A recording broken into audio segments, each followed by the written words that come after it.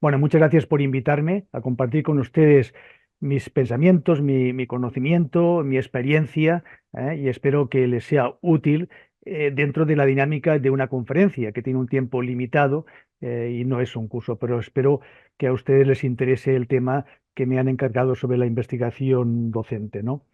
Fíjense que yo he colocado en la portada un libro que había publicado hace años que es el título La investigación como herramienta del cambio educativo. Pero no es verdad. El título se llamaba La investigación educativa como herramienta de formación. Y este libro que hace muchos años publicamos hablaba de la importancia de la investigación en el campo de la formación. Y les he puesto una frase de Einstein. A mí me gusta bastante las frases de Einstein, bueno, de Paulo Freire, de varios autores también latinoamericanos. Einstein decía, la locura es continuar haciendo lo mismo y esperar resultados diferentes. Y les digo esto porque mi experiencia con muchos compañeros de formación docente piensan que haciendo lo mismo hoy día se forma un maestro del siglo XXI, ¿no? Y no tiene nada que ver, ¿no? Y tiene razón Einstein. La locura es continuar haciendo lo mismo y esperar resultados diferentes, ¿no? Me van a permitir unas ideas previas a esta intervención, ¿no? La primera es Octavio Paz. Octavio Paz, este autor latinoamericano, nos dice, las masas humanas más peligrosas son aquellas en cuyas venas ha sido inyectado el veneno del cambio, del miedo al cambio. Y les comento esta idea de Octavio Paz porque aquí en España y en Europa estamos viendo cómo avanza el neoconservadurismo, cómo avanzan ideas fascistas y neofascistas que intentan volver la educación hacia atrás, ¿eh? A más de lo mismo, ¿no? A la letra con sangre entra, a eliminar las metodologías activas, ¿no? Estamos padeciendo esto.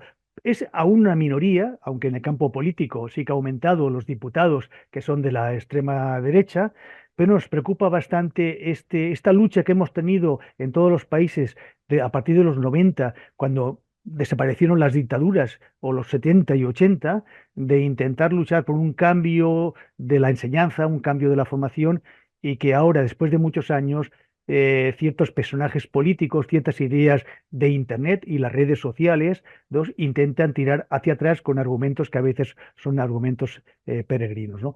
De ahí está que he escogido esta frase de Octavio Paz, porque las masas humanas más peligrosas son aquellas que no quieren cambiar, ¿no?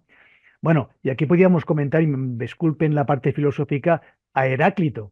Heráclito en el siglo IV antes de Cristo ya decía que todo cambiará excepto el cambio. Recuerden que Heráclito, cuando estudiábamos filosofía, bueno, ustedes, es aquel que decía que cuando uno se baña a una corriente de un río, el cambio es total, porque has cambiado tú y ha cambiado el agua, ¿no? El agua. Pues bueno, en el caso de él decía, parecido a Einstein, ¿no? Es decir, el que no ve el cambio es que no está viendo el cambio en la vida, ¿no? Bueno, menciono a Heráclito, ahora me ha venido a la cabeza que ya en el siglo IV antes de Cristo ya nos decía que todo cambiará excepto el cambio. Y esto es muy importante para el campo del magisterio, ¿no? Cambio magisterio. La segunda, sí que quiero comentar una cosa que últimamente yo estoy comentando con mis alumnos y con los profesores y profesoras, que es que necesitamos un cambio de mirada. A veces nos preocupa mucho la metodología, nos preocupa mucho la técnica, pero yo, a lo largo de mi experiencia académica, lo que he visto es que necesitamos un cambio de mirada. Ustedes que están aquí conmigo y son profesores y profesoras, ¿cómo miran a sus alumnos? ¿Cómo miran a sus compañeros? ¿Cómo miran el aprendizaje de sus alumnos? ¿Qué relación tienen ustedes con ellos, ¿no? ¿Cómo miran la comunidad, el contexto, los padres, las madres, la realidad, ¿no? Este cambio de mirada, porque si tienes una mirada cerrada, estática, técnica, resulta que no harás cambio. Fíjense que Platón, vuelvo a la filosofía, disculpen, Platón, ya en boca de Sócrates, en la República, en la alegoría de la caverna tan famosa, decía que no es buen y verdadero docente quien no enseña a cambiar la dirección de la mirada de su alumnado.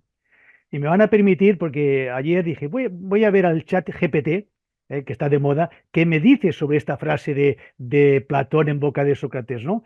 Y no está mal, mira que el chat GPT es bastante mentiroso, vigilen ustedes, son bibliografías, pero sí, sí, porque me dijo, en resumen, la cita de Platón destaca la importancia de un profesorado que no solo transmite conocimientos, sino que también tenga la capacidad de influir en la forma en que sus alumnos ven el mundo. Interesante, interesante, ¿no?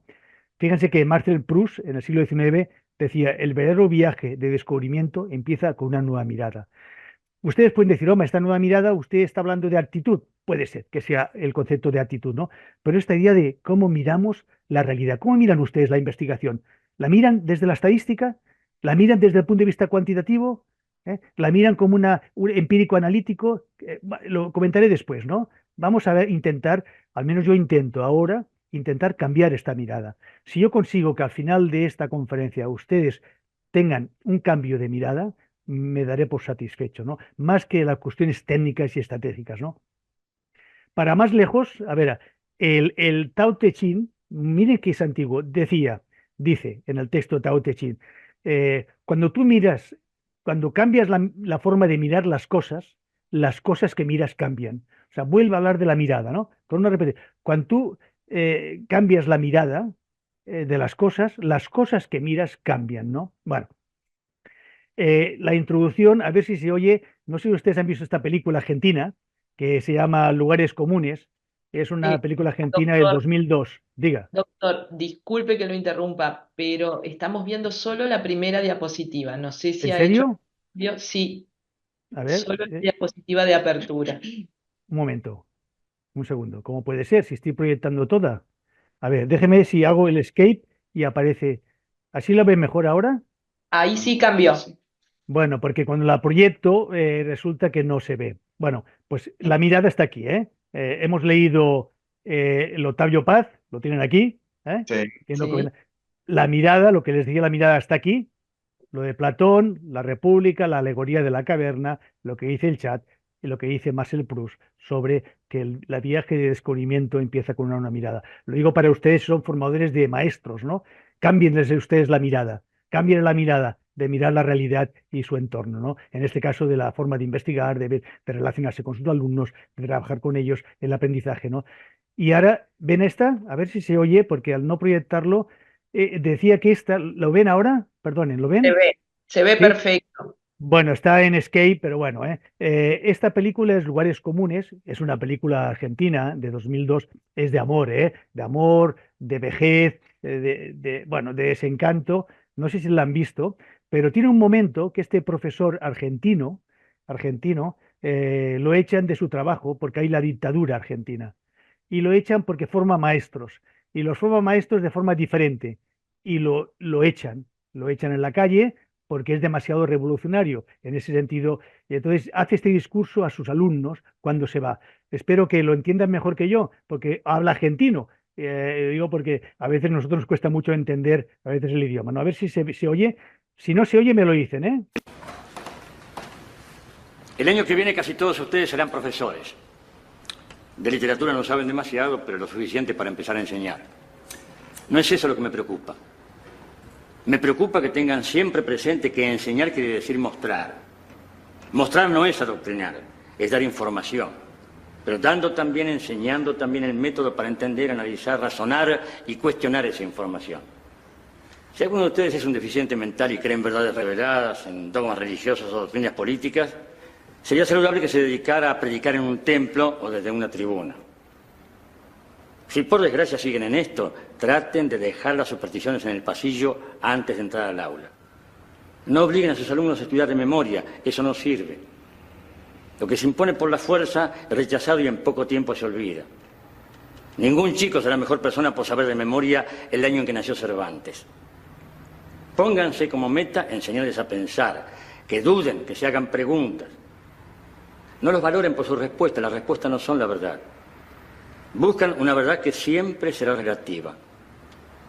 Las mejores preguntas son las que se vienen repitiendo desde los filósofos griegos. Muchas son ya lugares comunes, pero no pierden vigencia. ¿Qué, cómo, dónde, cuándo, por qué? Si en esto admitimos también eso de que la meta es el camino, como respuesta no nos sirve. Describe la tragedia de la vida, pero no la explica. Hay una misión o un mandato que quiero que cumplan. Es una misión que nadie les ha encomendado, pero que yo espero que ustedes, como maestros, se le impongan a sí mismos. Despierten en sus alumnos el dolor de la lucidez, sin límites, sin piedad.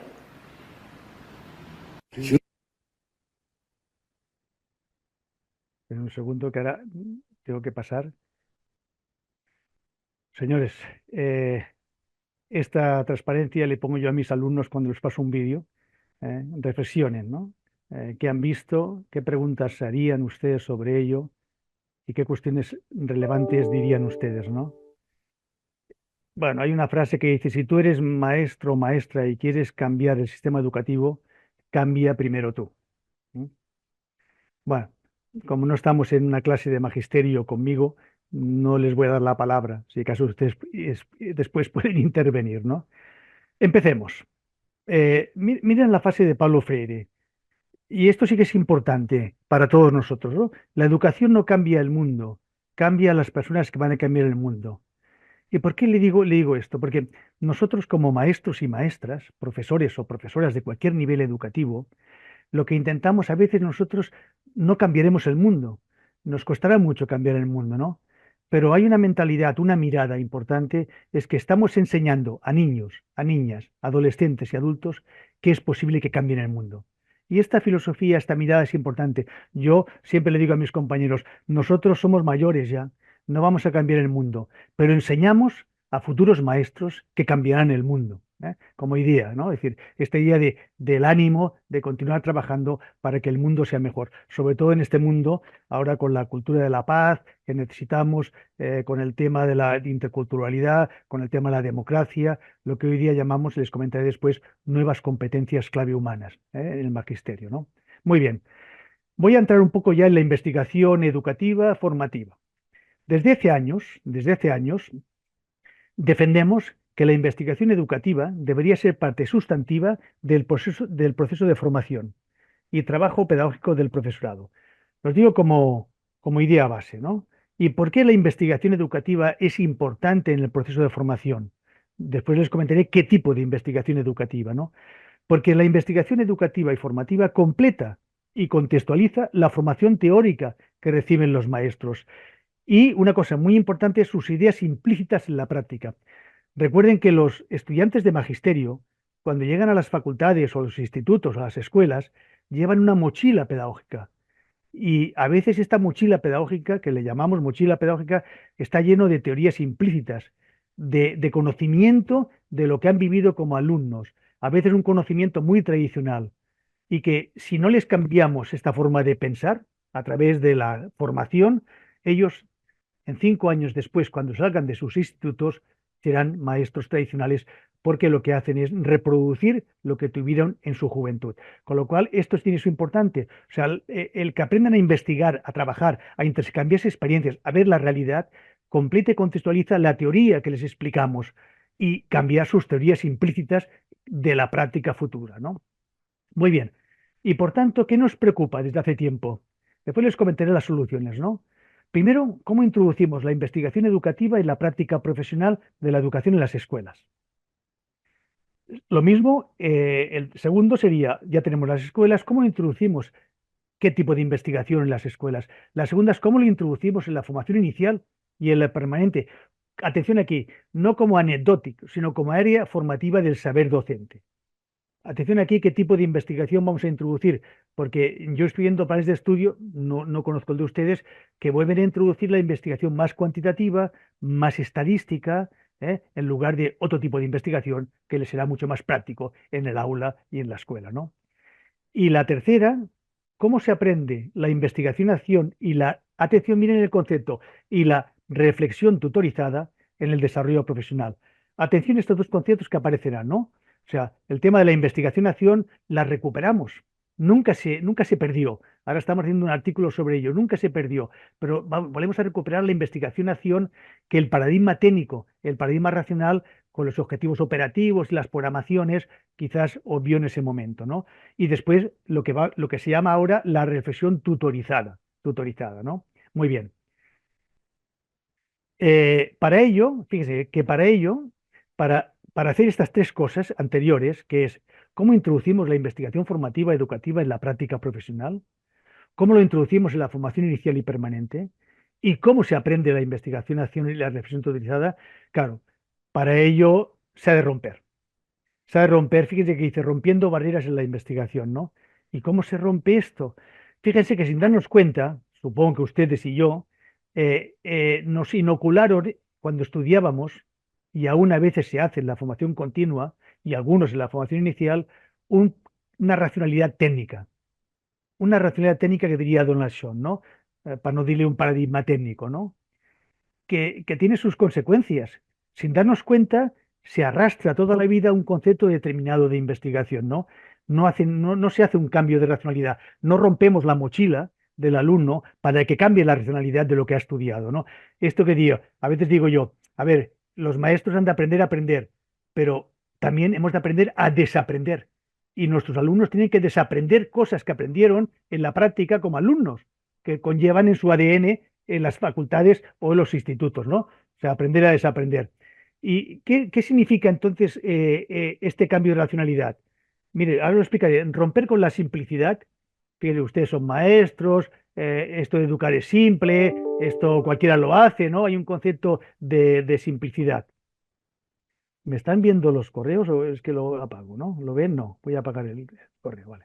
Y Estamos viendo, me avisan que se está viendo el PPT perfecto, lo único que no está en modo presentación. es que si lo pongo en modo presentación, no se ve. No sé por Perfecto, qué, no sé por qué, ¿eh? Pero lo ven perfecto. bien, ¿no? Lo ven así. Sí, sí, se Se ve. ve perfecto. ¿Saben qué pasa? Que no funciona. En modo presentación lo tenía antes y entonces se quedaba paralizado en la primera transparencia o en la que está. Con lo cual, si lo ven bien, continúa así, ¿eh? ¿Eh? Eh, Perfecto, perfecto. bueno, fíjate que cuando hablamos de cambio de racionalidad, ya sé que ustedes son jóvenes comparado conmigo, ¿no? Pero sin darse cuenta le han inoculado una perspectiva industrial de hace 2 siglos, sin darnos cuenta, porque se ha reproducido mucho en el magisterio, ¿no? Sobre todo este concepto normalista de introducir elementos que son muy antiguos, ¿no? Les he colocado una frase de Tedesco, ya que están más cerca de ustedes, que, bueno, falleció hace años, que decía en el 86, Tedesco, Juan Carlos decía, es posible sostener que los paradigmas teóricos vigentes en las últimas décadas están mostrando evidentes síntomas de agotamiento. Y tenía razón, lo decía en el 86, ¿no? Juan Carlos Tedesco, ¿no? Que además lo tuvimos aquí en España durante un tiempo y como y yo como amigo, pues cierto, por la edad que teníamos, ¿no? ¿Qué significa romper? ¿Qué significa este cambio de racionalidad en la investigación? Pues primero, fíjense, aprovechando este dibujo de Francesco Tonucci, ¿eh? Es romper el ADN profesoral o profesoril, como quieran decirle, esto me lo he inventado yo, el profesoral, de la investigación. El ADN profesoril de la investigación es, bueno, el dibujo de Tonucci queda clarísimo, ¿no? El tipo de escuela que el paradigma técnico tiene, ¿no? El que sirve, sirve y el que no, pues a la basura, ¿no? Que vaya, como dice un compañero, que vaya con bicicleta a vender, bueno, a repartir productos, que hay muchos en todo el mundo, ¿no? Con bicicleta o moto se acaban repartiendo productos alimenticios. No sé ustedes, Uruguay, si sigue este tipo, ¿no? De vender productos a distancia y llevarlos a casa, ¿no? Bueno, eh, romper este ADN, fíjese, ¿qué tenemos ahora? En el mundo tenemos marcos normativos, tenemos agencias de calidad y aún hay el concepto de experimentación, ¿no? Y de instrumentos determinados, más cuantitativos, por ejemplo, la encuesta, ¿no? O el cuestionario, que está muy cuestionado a nivel de ciencias sociales, ¿no? Sobre todo en el siglo XXI, no en el siglo XIX, pero en el XXI sí. Esta idea de la perspectiva industrial de generalizar. Señores, hagan esto que les va a funcionar. Perdonen, la educación es contextual. Cada uno en su contexto tiene idiosincrasias diferentes, con lo cual, y después acreditación. Tienes que hacer esto porque te has de acreditar, ¿no?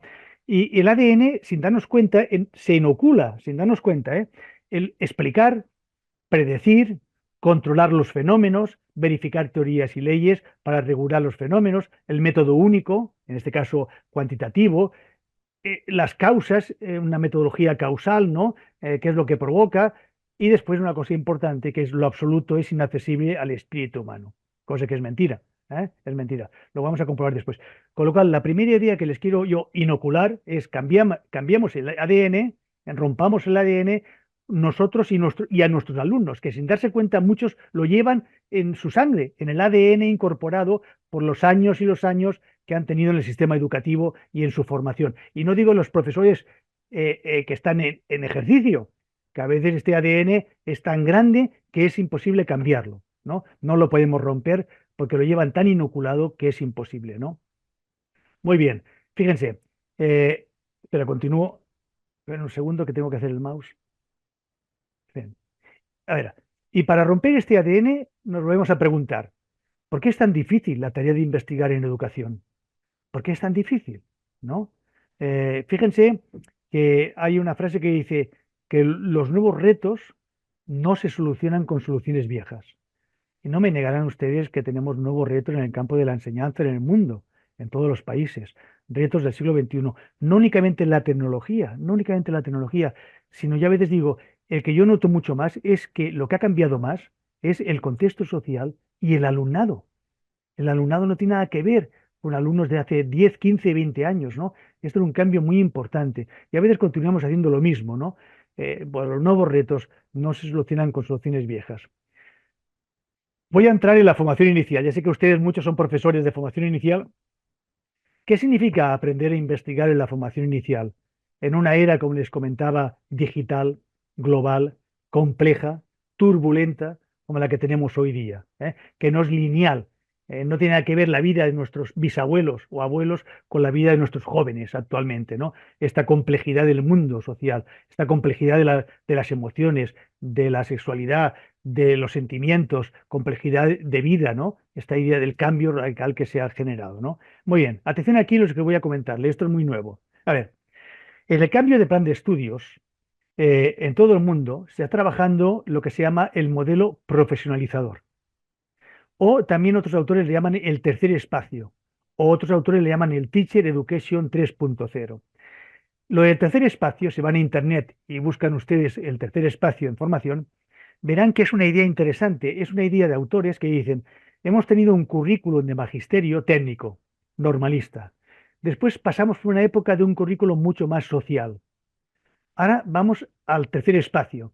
Tenemos que introducir temas técnicos, metodológicos nuevos y también mucho el tema del contexto social e internacional.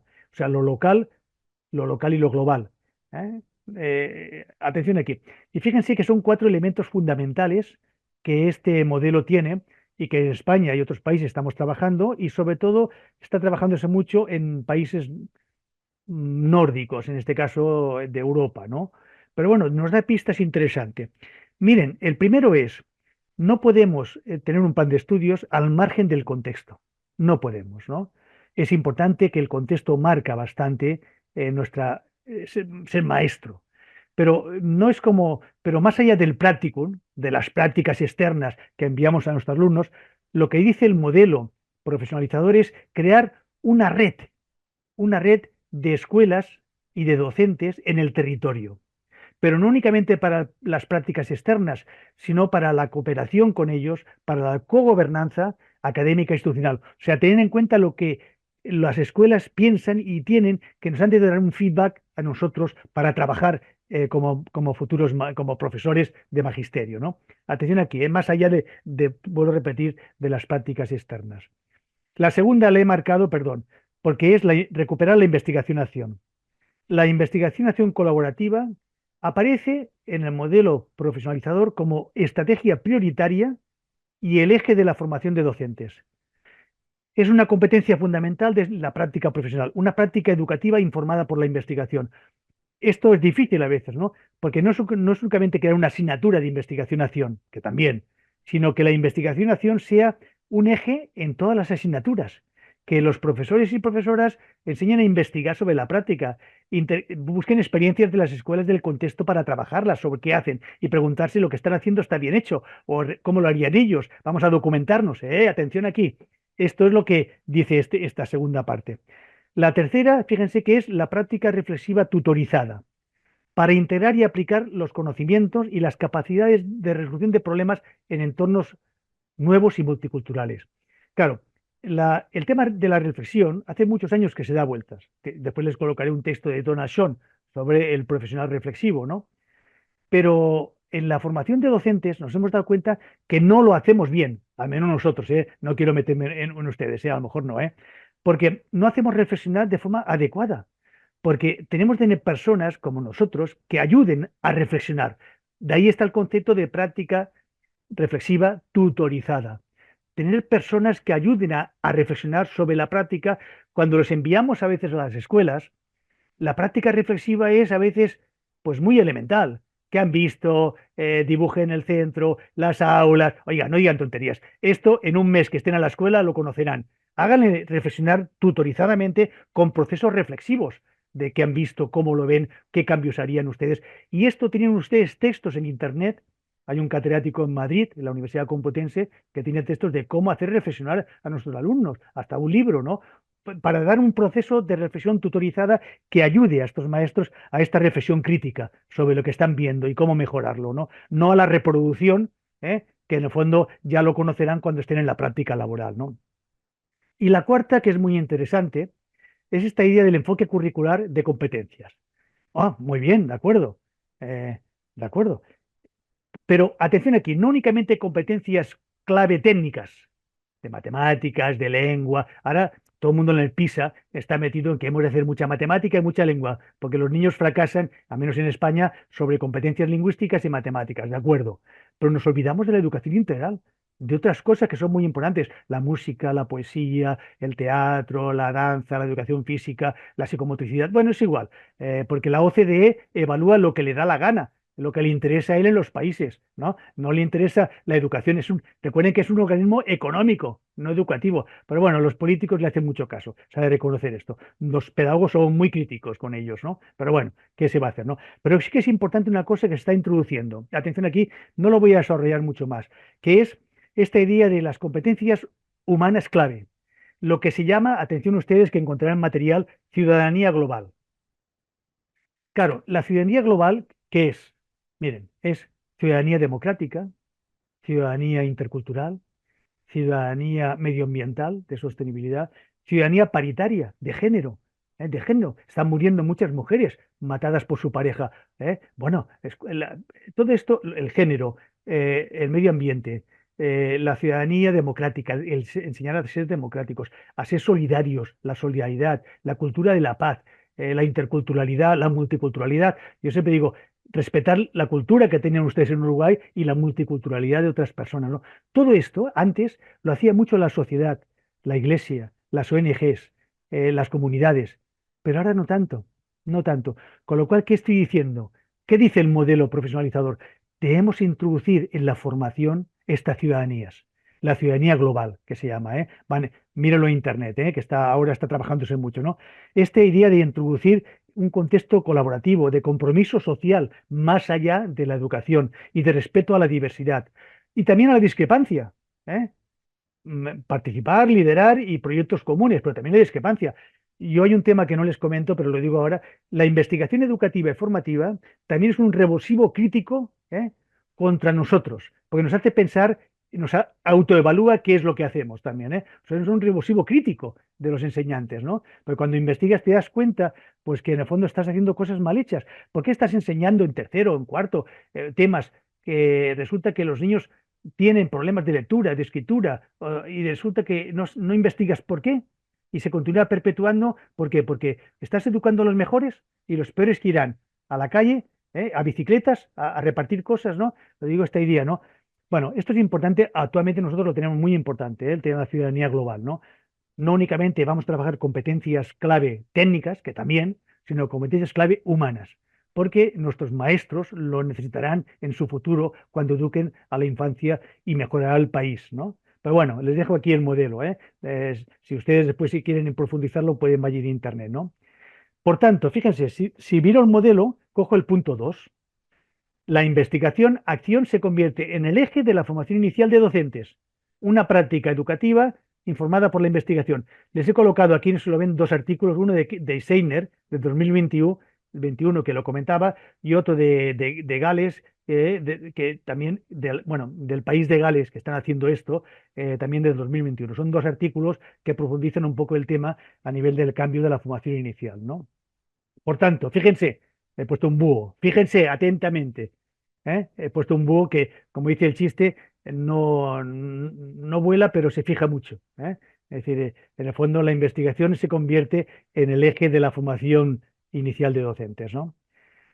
Por tanto, señores, no podemos ir con certeza como tantas veces por el camino equivocado. Hay gente que va con certeza por el camino equivocado y no le haces bajar, como decimos, no bajan del burro. En España decimos, es que tú no bajas del burro, estás encima del burro toda la vida y no bajas del burro, no ves la realidad de tu entorno, ¿no? Pues les comentaré esta idea de la complejidad, ¿no?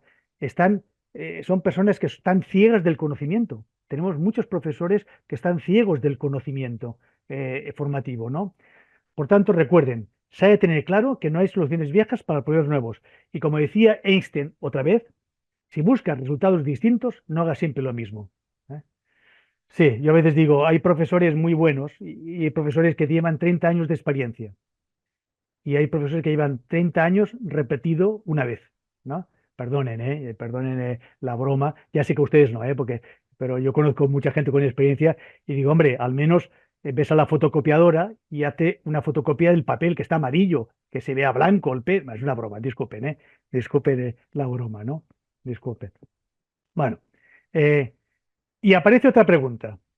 ¿Qué abordaje y recorrido en la investigación? Voy a hacerle un abordaje, he pensado en la conferencia, porque ustedes son jóvenes seguramente, ¿qué abordaje y recorrido en la investigación educativa hemos tenido en los últimos años?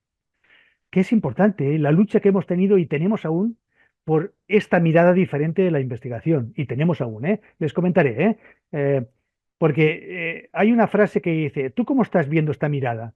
¿Ves los hechos educativos como cosas explicables? ¿O ves los hechos educativos como hechos sociales interpretables? Atención aquí la dinámica histórica de la explicación y la comprensión. La explicación y la interpretación, ¿no? Les he colocado, ahora voy a darles pistas, para la respuesta. Miren, este librito de aquí, que ya no está, está descatalogado, es del 87 y lo hizo un profesor, bueno, amigo, un catedrático, jubilado, hace muchos años, está muchos años, que publicó sobre el maestro investigador, la investigación en el aula.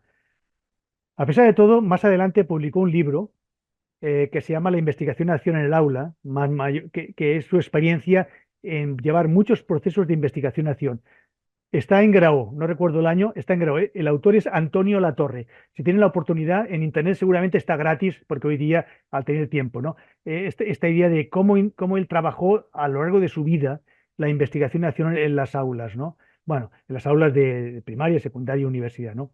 Ahora, para responder a esta pregunta, me van a permitir una licencia que es darles pistas, a ver si interpretan la pista. Primero, la primera pista, un gran investigador, Sherlock Holmes,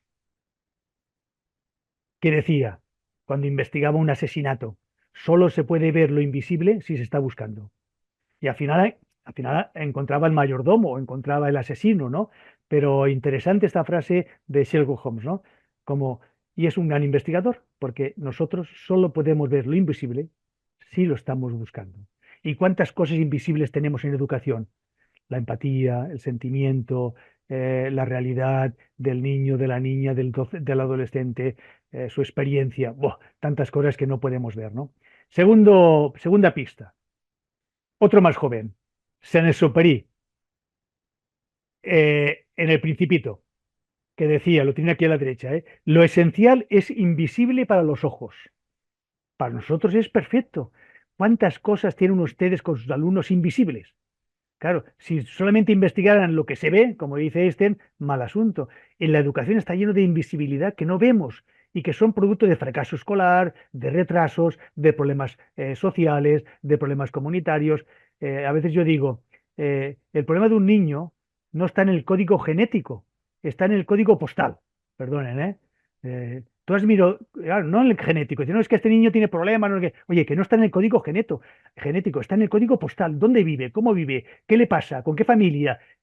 Porque a lo mejor ha tenido la desgracia de nacer con esta padre, este madre, este contexto, esta pobreza. Entonces, por favor, míralo, ¿no? O sea, es invisible a los ojos, ¿no? Es invisible porque no lo tenemos presente, ¿no? Y mucha gente condena a los niños por el código genético, ¿no? No, no, no.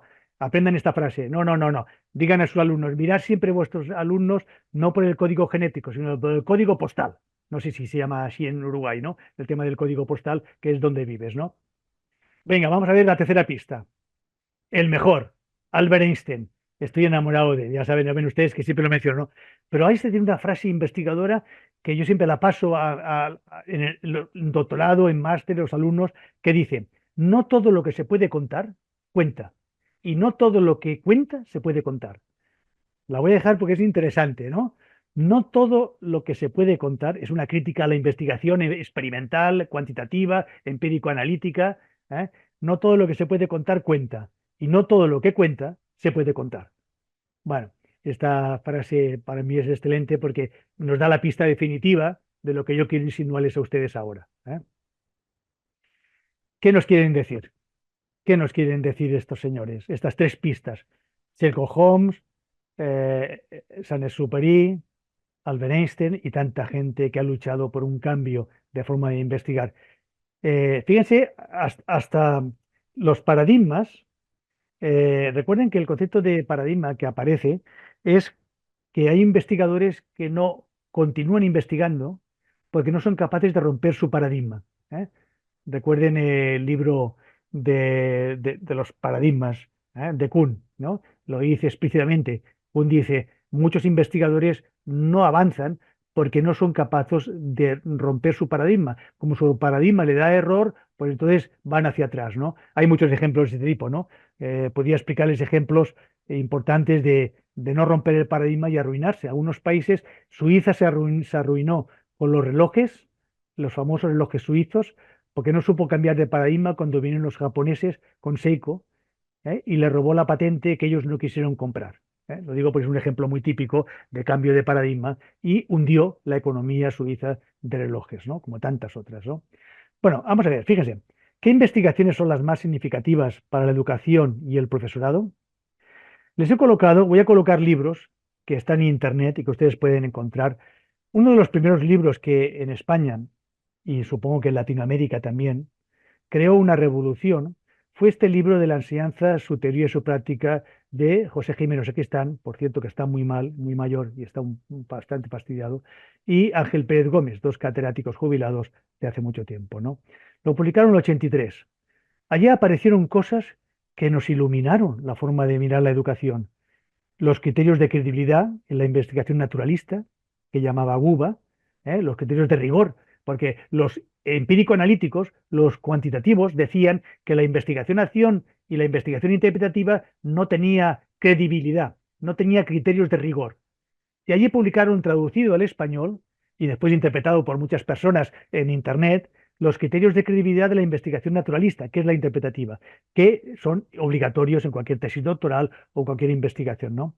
Y después hay un capítulo muy interesante de Ángel Pérez, en este caso, que habla de paradigmas contemporáneos de investigación didáctica. Y ahí ya aparecía la investigación naturalista, el contexto, no el proceso producto, que era la cuantitativa, sino aparecía la naturalista.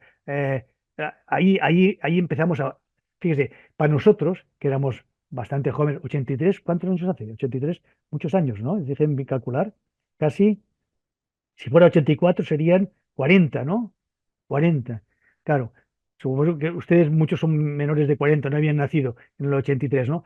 Pero para nosotros nos abrió en el ADN, nos rompía este ADN importante, nos rompía este ADN empírico-analítico de racionalidad técnica, ¿no? Nos abría un mundo, una ventana diferente, ¿no? Pero continuamos históricamente. Fíjense, ¿y qué nos decían?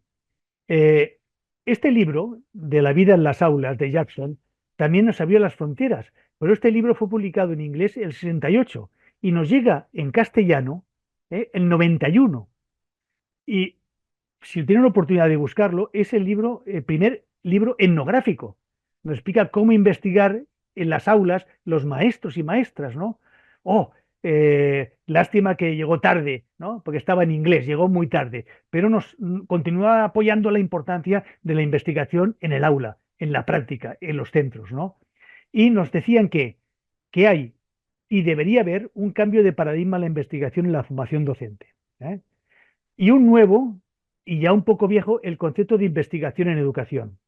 Claro, el libro de vida de las aulas empezaba a iluminar pues, diferentes maneras de preguntarse, de tipo ontológico, epistemológico, metodológico, también pospositivista, también un cambio del modelo positivista, pero aparecía la teoría crítica, el marxismo, el feminismo, los enfoques postcoloniales y el constructivismo, la interpretativa, la fenomenología, la cognitiva, lo cultural, lo etnográfico, todo esto que es cierto que no nos ponemos muy de acuerdo en la terminología, pero que aparece como idea del paradigma que podemos llamar más cualitativo, ¿no?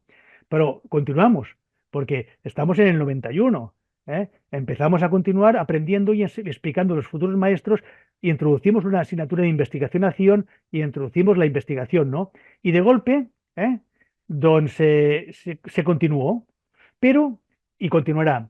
Bueno, hay un libro también precioso que es del 93 en inglés, 2002 en español, que es Dentro y Fuera, enseñantes que investigan, recomendable. Ahí también comienza, es una introducción a cómo los enseñantes introducen. Son lecturas obligadas para todos nosotros. No hace falta que lean todo el libro. Se lo miran y búsquenlo para enseñar a sus alumnos. Ya sé que les cuesta leer un libro. A los alumnos actualmente les cuesta leer un libro, pero les paso una paginita. Mira, lea usted esto. Ya vamos a comentarlo, ¿no? Porque hay un eterno debate que actualmente existe y una vieja polémica epistemológica, entre teoría y práctica, el magisterio, entre investigación y realidad, entre pensamiento y acción, entre cuantitativo y cualitativo, entre relativismo y objetivismo. ¿Usted es sujeto o es un objeto? Un catedrático un día la pregunta le dijo en la investigación, oiga, ¿usted es un objeto o un sujeto? No, yo soy un sujeto. Pues si es un sujeto, en el fondo usted es subjetivista, no es objetivista. O sea, en educación somos sujetos, con lo cual tenemos la realidad vivida como sujetos, ¿no? No como objetivismo. Bueno, entre realismo y idealismo. Uf, pero continuemos. Ya tenemos la polémica que encara continúa. Hay gente que encara continúa explicando magisterio estadística, que no la van a servir nunca. Dice, no, es que así aprenderán a leer artículos de investigación cuantitativa. ¿Pero qué dices? No van a leer, si casi no leen nada, van a leer un artículo de investigación cuantitativa. Por favor, enséñales a investigar sobre la práctica, sobre qué hacer cuando un niño tiene un problema o un grupo, cómo trabajar información que recoge, que analicen colectivamente y den respuesta a ello. Dan estadística, no digo que nos explique el paradigma cuantitativo como introducción, no digo que no, porque hay gente que dice, hombre, pues tenemos que hablar un poco de los enfoques de investigación. Sí, pero no dediques una asignatura entera a explicar temas que después no harán servir, ¿no? Bueno, hagan ustedes lo que quieran, por eso yo no quiero influir en un país en ustedes. Claro, y entonces empezamos a analizar dos tradiciones de estudio, lo que se llama las dos culturas.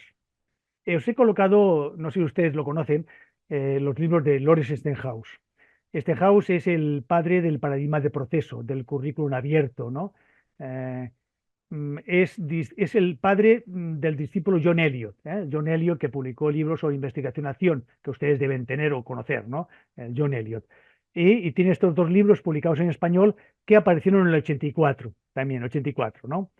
Y Lawrence Stenhouse falleció hace muchos años, nos planteaba una cosa interesante, ¿no? Una cosa interesante. Explicaba que en la educación, en la investigación formativa y en la educación, hay una investigación sobre el profesorado y su formación, que es el método explicativo. Sobre, O sea, investigadores universitarios que investigan a maestros, publican, ganan dinero publicando, bueno, porque les suben el sueldo y les acreditan y los hacen, bueno, es igual, En España estamos una crítica ahora a los artículos que nos piden de impacto para acreditarte como profesor, ¿no? Pero Stenhouse introducía en esa época la investigación con y para en el profesorado, que es la investigación que él decía centrada, no sobre. O sea, él venía a decir, hay una investigación sobre, que está bien, ¿no? Que hay gente que investiga, una investigación con y para el profesorado. ¿Qué significa? En su formación y la práctica educativa, que después hay gente que la ha llamado investigación aplicada, investigación-acción, investigación innovadora, modelo indagativo. En el campo de la formación se habla del modelo indagativo que está basado en formarse en la investigación-acción como modelo formativo, Es el modelo indagativo. Si ustedes necesitan algo, me piden materiales, se lo puedo enviar, ¿no? Una se basa históricamente en la explicación, la de sobre, y la de con y para se basa en la comprensión y la interpretación. Quiero ser académico, y el predecesor de todo esto, John Dewey, John Dewey. Me van a permitir que ustedes son latinoamericanos y en el siglo XX hubo dos pedagogos importantes en Latinoamérica. En el sur, Paulo Freire, y en el norte, John Dewey. John Dewey. John Dewey murió al 52. Fíjese qué interesante que John Dewey decía, si les enseñamos a nuestros alumnos de la misma manera que anterior, les robamos el mañana. Sí, sí, déjenme, lo dijo en el 51. Hasta no había nacido ni yo. A ver, déjenme la frase. Si formamos a nuestros alumnos maestros igual que enseñábamos ayer, les robamos el mañana.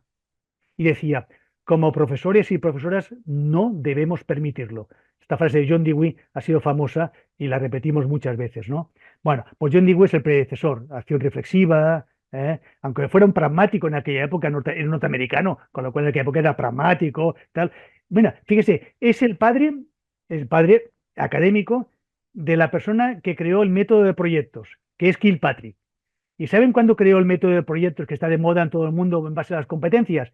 1918. Fíjense si avanzamos poco. En 1918, Kilpatrick, discípulo académico de John Dewey, creó el método de proyectos hace más de un siglo y ahora es el método más moderno en las competencias. Bueno, no pasa nada, pero indica, como dicen autores, que la innovación es muy lenta en el campo educativo, ¿no? Y Stenhouse fue el impulsor de toda esta idea del paradigma de proceso, del currículum abierto, de intervenir el currículum de los maestros, de la colaboración conjunta, ¿no? Bueno, recuerden, las dos culturas, sobre y en. ¿Les estoy cansando? Asesoría académica. Voy muy rápido. No, no, doctor, un placer está Muy haciendo bien. escucharlo y creo Bueno, que en los centros sucede lo mismo.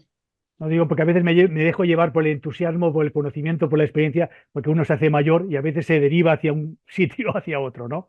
Bueno, todo ello pasa por 4 reflexiones. Este eterno debate está en la dificultad para articular la investigación formativo-educativa. Miren, primero, el diferente interés cognitivo. Atención aquí, es diferente la persona, el interés cognitivo del que investiga sobre y el que investiga en, con y para. El primero, el interés cognitivo, por eso está en la universidad predominantemente, lo que busca es saber universal, que es un poco falacia, porque en el fondo sí que es verdad que hay cosas interesantes, pero no investigaciones que siguen generalizables en el campo educativo. Y el segundo, el de en y para, tiene un desarrollo cognitivo de prácticas de la escuela, conocimiento y desarrollo de práctica en la escuela, que es el magisterio más que nada.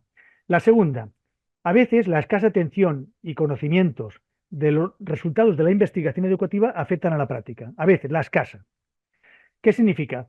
Que mucha investigación, que tenemos mucha en el mundo educativo, como al ser positivista, tiene sus límites y sus resultados a veces no afectan a la práctica. Este hombre me está diciendo una cosa que en mi práctica educativa con 40 niños, 30, 20 en mi escuela, en el mundo rural, en el mundo con niños que tengo deficiencias, con problemas sociales, no me sirve. Por muy a lo mejor lo ha hecho esto como Piaget en Suiza, ¿no? Bueno, pues lo ha hecho, no sé, en Dinamarca. Bueno, que Dinamarca son pocos y ricos, pero nosotros somos pobres y muchos, a lo cual no nos interesa, ¿no? Bueno, esta idea de la limitación de la investigación positivista, ¿no? La tercera cosa es que muchos investigadores se atienden a la lógica de la investigación científica, entre comillas, digo científica entre comillas, porque acusan a los que investigamos sobre la perspectiva interpretativa cualitativa que no somos científicos. De ahí está la importancia que tuvo en su momento, y búsquenlo, los criterios de rigor de Guba y Lincoln, que después muchos autores se han acreditado ellos, y no, es de Guba y Lincoln, el original en español del 80 y pico y en inglés. ¿Por qué? Porque acusaban a los que investigaban sobre la práctica. Yo recuerdo estas luchas que he tenido con profesoras, algunas muy mayores o muertas o fallecidas, ¿no? El tema de que los maestros no tienen que investigar porque no tienen tiempo. Digo, hombre, estás pensando una forma determinada de investigar. Nosotros hablamos de una investigación en la práctica, en el aula, en el centro, con lo cual decía, no, pero es que esto no es científico. No, bueno, lo digo porque este debate aún existe, hay mucha gente que lo piensa aún, ¿no? Que lo piensa. Y lo peor es que lo predique a los maestros, es lo peor, ¿no? Claro, ¿qué dicen los de en el caso me incorporo, ¿no? Pues que a veces los investigadores sobre la educación se hacen preguntas que no responden a problemas de la práctica. O sea, yo a veces cuando hay, oye, ¿qué preguntas tú? Bueno, me pregunto, pero si esto no le interesa a casi nadie, te interesa a ti, pero tú aún es lo que llamamos el realismo ingenuo, ¿no? O sea, piensan que esto va a aportar a la humanidad un cambio educativo. Y no, señor, no, aportará tu acreditación, aportará tus méritos, aportará tu currículum, hasta tu sobresueldo si quieres, pero no aportará nada a la educación. Y más si lo publicas en inglés, cuando la mayoría de gente no está leyendo inglés, en este caso, si no tiene tiempo para leer en español, va a leer en inglés, ¿no? Bueno, estoy exagerando, ¿no? Pero a menos que sean universitarios compañeros que le van a gloria, ¿no? ¿Qué artículo más interesante de investigación? Realismo ingenuo, pero ¿para qué sirve? Para él, disculpen, ¿eh? También alguno no, ¿eh? Alguno puede seguir para el cambio de la práctica. No digo todo, ¿eh? No digo todo, ¿eh? Pero bueno, en el fondo es la ironía, ¿no? Por tanto, se continúa, fíjate, atención aquí, ¿eh? Hay una pregunta clave en el campo de la investigación formativa que es, ¿esto de sobre y en es complementario o antagónico? Ahora lo responderé. Es verdad que continuamos con diversas metodologías. He colocado el libro de Cómo investigar en educación, que es este lo estudié yo cuando estudiaba maestro en los años 60 y pico, ¿eh? Imagínense, 7 años, ¿no? Que se publica en el 51, hay 59, y sale en el 61 en español. Y este es totalmente cuantitativo. O sea, es lo que nos enseñaban en el ADN de cómo investigar en educación, era totalmente cuantitativo, ya está. Si lo miran, ahora no hace falta que lo miren, pero si lo buscan y lo encuentran, verán ustedes que habla pues de estadística, de promedios, de sigma, de bueno, mil cosas, ¿no? Que después uno se olvida porque no sabe aplicarlas. ¿Eh? Fíjense, en este caso hablaban de investigaciones experimentales, proceso-producto, correlacionales, que estuvieron muy de boga en el año 70, ¿eh? Y que aún han perdurado en nuestros días. Son las metodologías causales. Este maestro resulta que no le funcionan a los alumnos, vamos a investigar el maestro a ver qué le pasa, por qué no enseña bien. Oiga, por favor, ¿no? Son investigaciones causales, ¿no? Que aún están de moda, pero en algunos sitios, ¿eh? Pasamos al otro lado, ¿y qué ha pasado? Pues que hemos empezado a trabajar mucho en la investigación interpretativa, el estudio de casos, la investigación, la etnografía, las historias de vida, la biografía, la narrativa, la investigación-acción, pues repito, la fenomenografía. La fenomenografía es bastante nueva, es investigar sobre el tema de actitudes, de actitudes, ¿no? Y después una cosa importante que hemos tenido en España, por suerte, que es acercamiento de las universidades y las escuelas, ¿no? O ustedes, institutos y las escuelas. O sea, hemos creado relaciones para investigar juntos, ¿eh? O sea, la universidad le da una parte, o ustedes una parte superior, y las escuelas la práctica, ¿no? La práctica, ¿no? Pero, a ver, es verdad que cada vez se coincide que la investigación sobre y con, hoy día, ha producido una mayor descripción al enfoque interpretativo. Y es verdad una crítica al positivismo o pospositivismo en sus diversas denominaciones, empírico-analítico, racionalista, estructural, funcional. Seguramente la crítica pasa, no en todas las investigaciones, por la poca aportación a la innovación en el campo de la enseñanza y en la docencia y la formación. Si los maestros hubiesen empezado a investigar sobre su práctica en los años 70-80, hoy día la educación sería muy diferente, muy diferente. Pero se ha perdido. Eran voces afónicas, anónimas, no se investigaba. Yo recuerdo cuando hice el libro este de la investigación como herramienta, pedí a muchos maestros que explicaran su experiencia y decían, es que no me atrevo, es que no puedo, no sé cómo escribirlo, ¿no? Y se ha perdido muchas voces que han quedado afónicas, ¿no? ¿Por qué? Porque si hubiésemos intercambiado las investigaciones de la práctica como experiencia fundamental, seguramente teníamos la educación diferente a la que tenemos ahora, ¿eh? Y ustedes me pueden preguntar, y entonces, ¿cómo definiríamos la en y para? Ahora entro en el en y para. Les he colocado un libro de 2010 interesante de personas jubiladas ya, Pepe Contreras, muy interesante, compañero de facultad, que se llama Investigar desde la experiencia educativa.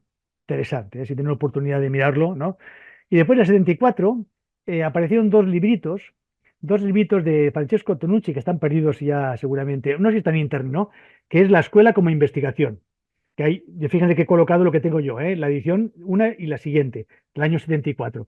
Este fue un librito que hablaba de la importancia de investigar en la escuela, de investigar en la escuela, ¿no? Bueno, lo he colocado para que vean que llevamos años luchando, ¿no? A favor que la escuela se convierta en el núcleo importante de la investigación, ¿no? En práctica educativa. Como sabemos, es que lo que sabemos ya de los años 90, que la unidad de cambio en la educación es la escuela. Esta es la unidad de cambio. Por eso trabajamos en la escuela, trabajamos grupos colaborativos, comunidades de aprendizaje, trabajamos en la escuela, ¿no? En la escuela, ¿no? Bueno, aquí le voy a poner una pequeña definición sobre lo importante, fíjense, es la pregunta. La pregunta clave de la investigación en la práctica es lo que hacemos, ¿por qué lo hacemos? Fíjense qué interesante. Yo cuando me acerco a escuelas y veo un problema de los niños están en fila, entran a la clase, se sientan en bancos tradicionales, el profesor le dice que se callen, después le dice cojan el libro de Santillana, página 40, hagan los ejercicios 4, 5 y 6, después lo hacemos común en la pizarra. Yo le digo, ¿esto te lo enseñaron en la facultad o te enseñaron en la escuela de magisterio? ¿Has dado 3 o 4 años para enseñar así? Pues vaya, ¿no? Yo le digo, pero tú, ¿por qué no investigas qué le está pasando? Si tienes niños allá que no saben casi leer ni escribir, tienen problemas sociales, tienen problemas de geografía, tienen problemas de no conocen el mundo, ¿no? Entonces, la definición sería esta. Investigar en educación es, fíjense, he marcado lo importante, desarrollar una actitud, esta mirada, y un proceso de búsqueda de nuevas ideas, propuestas y aportaciones. Atención aquí, porque en investigación formativa nosotros no tenemos problemas, tenemos situaciones problemáticas, nuestra realidad. Y esto es importante. En formación no hay problemas, señores, hay situaciones problemáticas. Puede haber una formación genérica, pero la verdadera formación está en las situaciones problemáticas, ¿no? Las experiencias. Que comportan un cambio, fíjese, en la teoría también, ¿por qué no? Y sobre todo en la práctica de la formación y educación. Una cosa que yo digo siempre, que tenemos muchos maestros, por desgracia, que no han roto su ADN, no han roto su mochila, y lo que hacen es aplicar el sentido común docente. Y el sentido común docente es hacer lo mismo que hicieron con ellos. Por favor, hemos de romper el sentido común docente, porque para eso llamo a una señora de la calle, un señor de la calle, una señora, porque hay mucho bueno, género femenino en la educación, le digo, venga usted, que en 2 días la voy a preparar como maestro. Mire, le doy los libros de texto, le digo lo que tiene que hacer, tiene que entrar, decir esto, que se pongan firmes, que entren en fila, después usted les sienta. Bueno, disculpen la ironía, ¿no? Pero digo, hombre, si llevo 3 o 4 años, mi facultad son 4, antes eran 5, 4. Ustedes deben ser 3 o 4, ¿no? Pues, hombre, no puede ser. No podemos intentar educar a maestros futuros que resulta que van a aplicar el sentido común docente, que es cómo le enseñaron a ellos. Y atención aquí, estamos discutiendo mucho el tema del mobiliario y los centros. Estamos cambiando las aulas, las paredes del aula se van rompiendo. Bueno, hay una innovación importante que es cambiar la estructura arquitectónica que es de hace 2 siglos, ¿no? Como las prisiones o los manicomios, ¿no? Bueno, ahora una cuestión. También fíjese qué interesante, lo he puesto porque me interesa mucho a mí, de que la investigación educativa nos convierte al profesorado en agentes de cambio en la innovación, no de que nos digan lo que tenemos que hacer. De agentes de cambio en la profesión aumentamos la profesionalidad. O sea, le decimos al médico cómo tiene que operar de apendicitis. ¿Y por qué me está diciendo usted como maestro que tengo que enseñar de esta forma? Cambios agentes de cambio en la formación y en la enseñanza. En lugar de ser meros objetos, pasamos a ser sujetos de formación, sujetos de enseñanza, sujetos de aprendizaje, no únicamente objetos de formación, objetos de enseñanza, objetos. Después le comentaré en el mundo actual lo que dice Edgar Morin, ¿no? No lean esto. Lo que aquí vengo a decir, esta transparencia tan mal hecha, es que en el fondo no somos radicales. Las dos investigaciones tienen complementariedad. La sobre ha proporcionado elementos interesantes por ejemplo, sobre modelos de formación, sobre fracaso escolar de un territorio o una zona, sobre principios educativos, sobre aspectos de desprofesionalización, ¿no? Sobre profesores noveles, sobre conocimiento didáctico del contenido, recuerden pues, a Lee Schulman, del conocimiento experto, o sea, que no reniego de la sobre. La sobre tiene un papel fundamental en la educación que hacen sobre todo las universidades, los institutos superiores, que investigan sobre temas que dan información sobre cosas interesantes, fracaso, modelos, principios educativos, estadísticas sobre fracaso y abandono de la escuela, ¿vale? Todo esto es interesante, pero es sobre. Pero la investigación que es la que los maestros, lo digo que aquí pueden trabajar maestros y dar ayuda, también sobre, pero lo importante es para mí porque es desarrollo de nuevos procesos de prácticas educativas y formativas. Por ejemplo, elaboración de proyectos, materiales, la reflexión sobre la práctica, el desarrollo del profesor investigador, por ejemplo, para regular y adecuar el currículum al contexto y a los alumnos, y su perfeccionamiento como profesional, los procesos de formación en las instituciones educativas, analizando sobre la práctica docente en el aula. Bueno, cada uno tiene un papel y son complementarios, no vamos a negar. Pero claro, depende. Si usted está preparando pedagogos para sobre o está preparando maestros para con.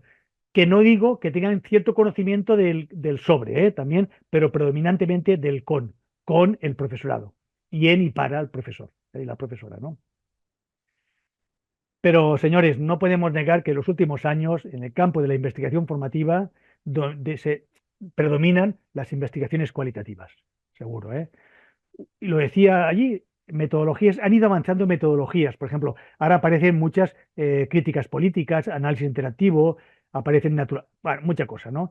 Y aquí ha entrado fuerza en nosotros la antropología cultural, la psicología ecológica, la sociología del conocimiento, la crítica artística, la psicología cognitiva, que sin darnos cuenta, si nos metemos en el campo de la investigación, trabajando con los alumnos, cogemos de otras ciencias, de otros campos de conocimiento, ¿no? Que nos dan muchas pistas, sobre todo la antropología cultural, porque trabajamos con seres humanos, ¿no? Y con contextos determinados. Y la sociología crítica también, ¿no? Actualmente. Bueno, eh, y entonces, ¿para qué sirve la investigación desde esta perspectiva práctica? ¿Para qué sirve? Ya lo he explicado, pero lo voy a rematar. Miren, voy a hacer una especie de mapa. Si queremos un futuro mejor, de innovación, de cambio, de transformación. Bueno, yo hablo de metamorfosis porque hoy día Antonio Novoa, decano de la Universidad de Lisboa y representante de la UNESCO de Portugal, dice que no necesitamos en la educación un cambio, ni una innovación, sino una metamorfosis. Y tiene razón, en el siglo XXI necesitamos un cambio radical de la forma de enseñar y de trabajar y de cambiar los alumnos el mobiliario, de cambiar las paredes del aula, los espacios, el trabajo en los institutos de formación. ¿Y por qué? Bueno, por ejemplo, una cosa de investigación es generar conocimiento pedagógico. Y me va a decir, hombre, esto ya lo hacemos. No, no, no, no, no, no, no, porque el maestro, unas cosas importantes de la investigación subjetiva y colaborativa es que somos capaces y nos queremos y decimos a nuestros alumnos que son capaces de generar conocimiento pedagógico, porque en el ADN que llevan ustedes y llevo yo, el conocimiento pedagógico lo genera la universidad, los expertos. No, no, no, no. Hay un momento que los maestros en sus centros, en sus escuelas, trabajando conjuntamente, generan conocimiento pedagógico. Y esto es muy importante en la investigación con el profesorado, ¿no? Después también la intervención en la forma de organizarse la escuela y en el currículum, que hoy día estamos muy metidos en el cambio de la organización, les comentaba, hemos de cambiar la forma de trabajar las paredes, hemos de trabajar los pupitres, la escuela, muchas cosas, ¿no? Porque son de hace 2 siglos, ¿no? Y después aparecen cosas importantes, ganamos autonomía y empoderamiento. Empoderamiento, les digo, si ustedes son formadores de maestros, empoderen a sus alumnos, que no tengan el concepto de que les da vergüenza ser maestros. Yo he conocido gente que no se atreve a decir que es maestro porque le da vergüenza porque está rodeado de gente que tiene otras carreras. No, no, tú eres maestro. Como decía un político hace muchos años, decía, el maestro es el primer ciudadano de la República. También lo digo que lo dijo antes de la dictadura y la dictadura lo fusiló. Pero bueno, esto es aparte. Pero en principio dijo, los maestros son los primeros ciudadanos de la República porque educan a sus hijos, a todos los hijos. Y esto es un empoderamiento, ¿no? El tema del cambio de la innovación institucional. ¿Qué significa innovación institucional? Que no es una innovación de aula aislada, sino una innovación colectiva, de redes, como dice, de compañeros, ¿no? Porque la innovación individual desaparece cuando se muere, se jubila o se va un maestro o una maestra. La innovación institucional queda. Lo que decía, remover el sentido común pedagógico de muchos maestros que tienen en su ADN, ¿no? Compartir conocimiento. Hoy día tenemos redes, pero ¿quién no tiene redes de formación, redes? Si teníamos en el siglo XXI la tira de formas de conectarnos con los compañeros, ¿no? Y cambiar la enseñanza y la formación. Fíjese, la reflexión famosa es lo que se hace, ¿por qué se hace? Si lo que haces, cuando voy a una escuela y dice usted, ¿por qué hace eso? Lo comentaba, porque siempre se ha hecho así, pues mira, chico, realmente no puedes decir esta respuesta. Es como si una persona, un profesional dice, no, ¿usted por qué hace esto? Ah, porque siempre se ha hecho así. No, no, no, hemos avanzado muchísimo. Tienes que saber por qué haces las cosas, ¿no? Investiga sobre el cambio con tus compañeros. Y para ir acabando, que ya me pasó el tiempo, evitar la ceguera del conocimiento. Esto me voy a basar en Edgar Morin, el padre de la complejidad, que por cierto ha hecho 102 años, este hombre, el francés Edgar Morin, que él habla de yo lo he interpretado, la ceguera del conocimiento o la inteligencia ciega investigadora. ¿Y cómo pueden ustedes saltar esta ceguera de conocimiento? ¿Cómo pueden saltar que no sean inteligentes ciegos? ¿Eh? Pues cómo, fíjense, interpretando a Edgar Morin diría, señores, ábranse a nuevas ideas, ábranse a nuevos rumbos, ir mucho más allá, investigar. Digo, ustedes y a los alumnos, y reflexionar y buscar el progreso colectivamente en un mundo complejo.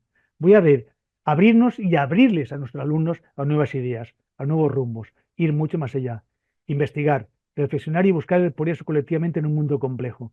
Investigar significa perder el miedo a lo desconocido, a las cosas nuevas, a los cambios. Dejar de creer ciegamente en las ideas o proposiciones investigadoras ya impuestas, el ADN, y aceptadas por otros para así poder desarrollar las propias. Y cojo una frase de Edgar Morin que decía, señores, intentemos como maestros y maestras y formadores evitar no ver más allá de nuestros límites. O sea, salir un poco, levantarse y ver el contexto, qué está pasando en el país, qué está pasando en el mundo.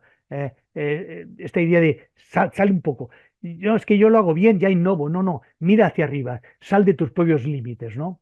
Y si quieren, para ir acabando, he copiado una frase de Donald Schoen en el libro que tienen aquí, que es el profesional reflexivo. Está en español, ¿eh? Debe ser del 90 y pico, no he puesto la fecha. Miren qué dice en el libro Donald Schoen sobre el profesional reflexivo. Dice, lo voy a leer, en la variada topografía de la práctica profesional hay un terreno alto y duro que está por encima de un pantano. En el terreno alto, los problemas abordables se prestan a ser solucionados por medio del uso de teorías y técnicas basadas en la investigación. En el bajo terreno pantanoso, los problemas son confusos o incapaces de solución técnica. La ironía de esta situación es que los problemas del terreno alto tienden a ser relativamente poco importantes para las personas o para la sociedad en su conjunto. No importa lo grande que pueda ser su interés técnico, mientras que en el pantano están los problemas de mayor preocupación humana. El profesional de la educación se enfrenta a un dilema: permanecer en el terreno alto y resolver problemas relativamente importantes siguiendo los criterios del rigor técnico, o descender al pantano de los problemas importantes cuya búsqueda rigurosa deja mucho que desear. Señores, yo con esto quiero acabar. Han de enseñar a sus alumnos y ustedes a bajar al pantano, donde están los problemas que no son técnicos, que son los importantes, pero es cierto que a veces no son tan rigurosos, son confusos, pero no hay solución técnica, hay solución contextual, hay solución del propio contexto, ¿no? Y para acabar, Bertrand Russell decía, el problema con el mundo es que los estúpidos están seguros de todo y los inteligentes están llenos de dudas. Sean ustedes inteligentes. Y vuelvo a Albert Einstein.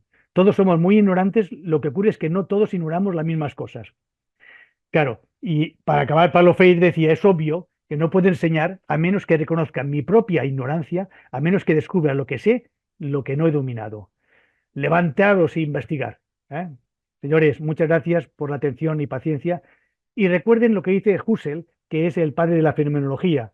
Hemos de poner la investigación en educación entre comillas. Pues muchas gracias y espero que me haya alargado un poco, que les haya servido mis ideas, mi experiencia, aunque en 1 hora y cuarto no se puede decir todo lo que yo pienso, pero muchas gracias por escucharme.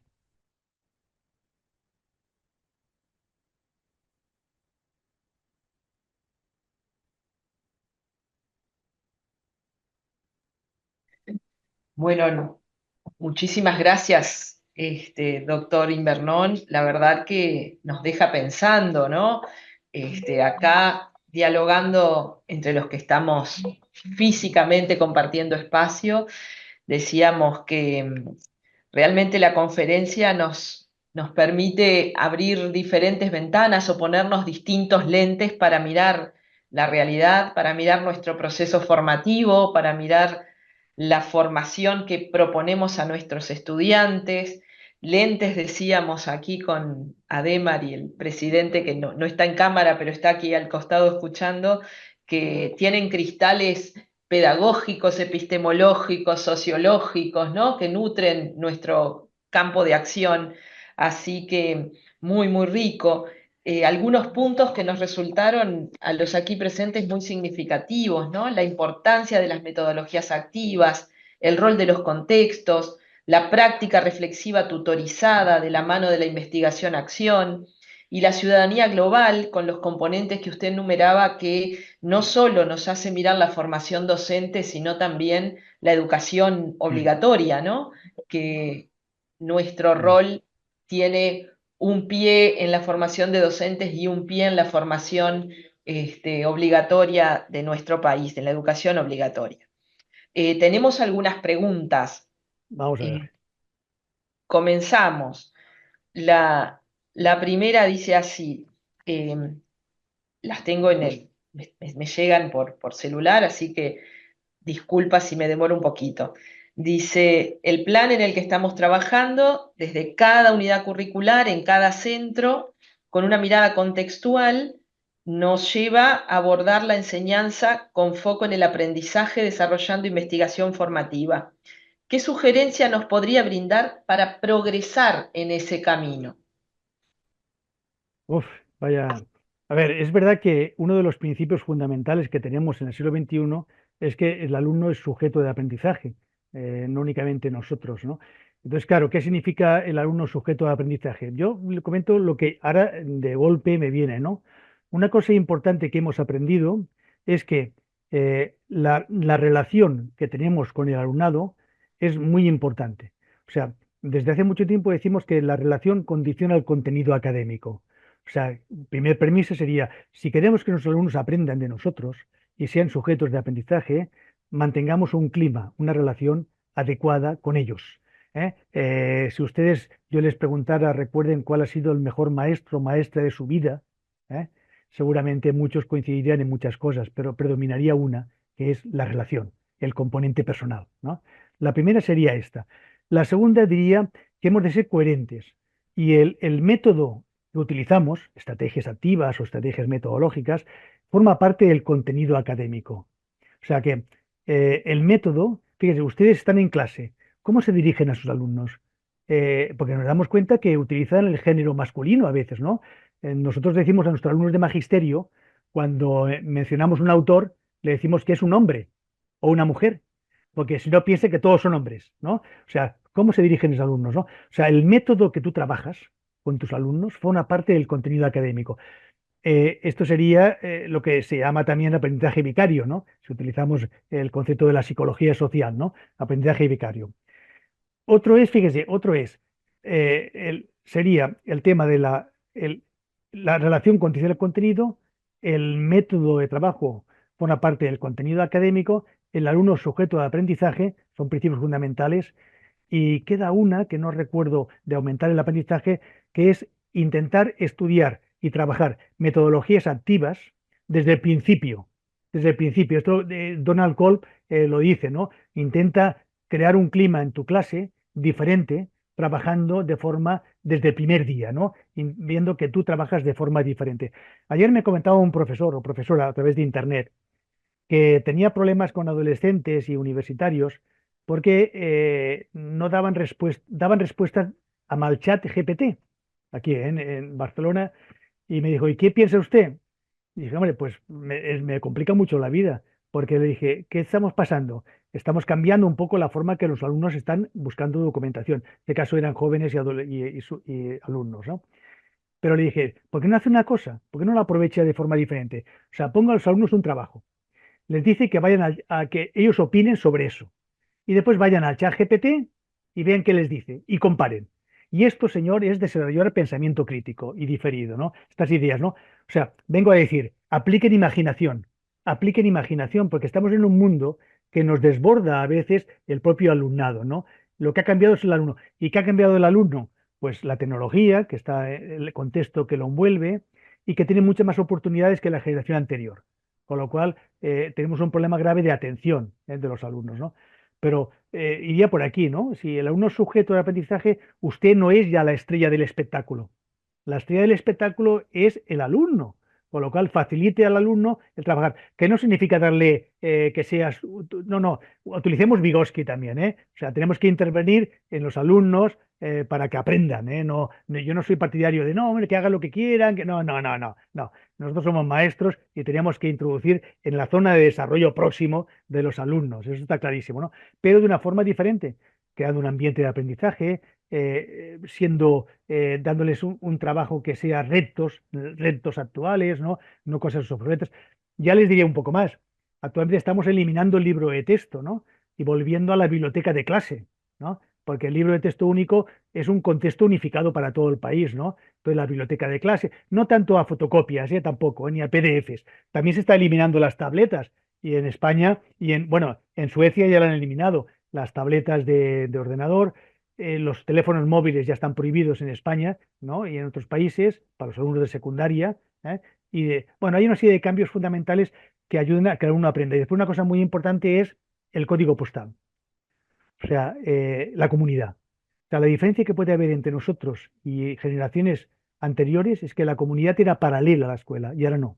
La comunidad va por otro camino y tenemos que trabajar con ellos. Vengo a decir una cosa importante. Ahora hablamos, fíjese, del maestro comunitario. O sea, que tú como maestro estás en un contexto y con la comunidad. Y atención aquí, porque la comunidad a veces tira más a la droga, a la dependencia, a la prostitución, a la calle, y antes no. Entonces, esta idea de que el maestro, o sea, viene a decir la frase que decimos, intenta como maestro que la comunidad que te envuelve al niño defienda lo mismo que tú defiendes, las sensibilidades. Intenta, porque no puede ser que los niños estén en casa mirando la televisión todo el día, o jugando, o en la calle, ¿no? Y esto sí que es un cambio radical. No sé, pero si lo concreto sería, mire el clima, mire la relación, mire la metodología, ¿no? Como sujetos. Es un cambio radical de la forma de enseñar, ¿eh? Que hay mucha gente que lo hace, ¿no? Y después, para acabar este tema, el tema lo que decía que estamos en ello, la construcción. La construcción de las escuelas es del siglo XVIII. Son celdas con carceleros, como los manicomios, como las prisiones, como los hospitales en aquella época, ¿no? Y esto ha de cambiar, porque un niño, es la frase famosa, tenemos niños del siglo XXI con maestros del siglo XX y escuelas del siglo XIX y XVIII, ¿no? Y esto es un cóctel explosivo, ¿no? Ahora estamos trabajando bastante para esta idea del aprendizaje cambiar. Por ejemplo, fíjense, qué tontería, me van a permitir, ¿no?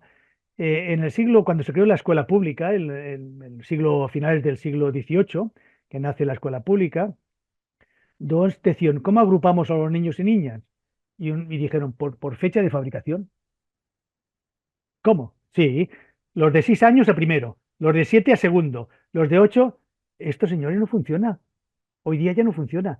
Pues muchas escuelas están rompiendo esto, ¿no? Porque todos sabemos como maestros por las investigaciones prácticas que las competencias matemáticas y las competencias lingüísticas diferencian mucho por la edad, si nació en enero o nació en diciembre, y también por la cuestión cognitiva del contexto y de los alumnos. Con lo cual, rompamos esto, estamos rompiendo esto en las escuelas, ¿no? Vamos a crear agrupamientos flexibles, rincones, ya se hace también, ¿no? Vamos a romper las paredes del aula, hagamos codocencia, 2 maestros que trabajan con 2 clases que se separan. Bueno, estas cosas nuevas son las que están provocando un cambio en el aprendizaje de muchos países. Y si ustedes no cambian, pues bueno, pues será un problema porque en otros países les avanzarán sobre el tema bueno, es igual, en sentido intelectual, ¿no? Son cambios importantes que necesita el mundo.